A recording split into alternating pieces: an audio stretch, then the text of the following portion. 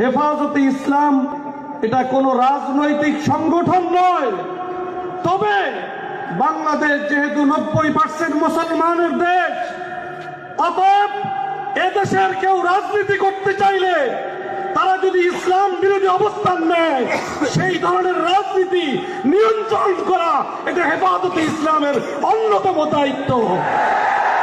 অতএব কেউ এই অজুহাতে যে রাজনৈতিক ব্যাপারে হেফাজতে ইসলাম কেন নাক গলায়, স্পষ্ট বলতে চাই, ইসলাম পূর্ণাঙ্গ জীবন বিধান, ইসলামে রাজনীতি নাই এমন কেউ যদি বলে তার ঈমান থাকবে না।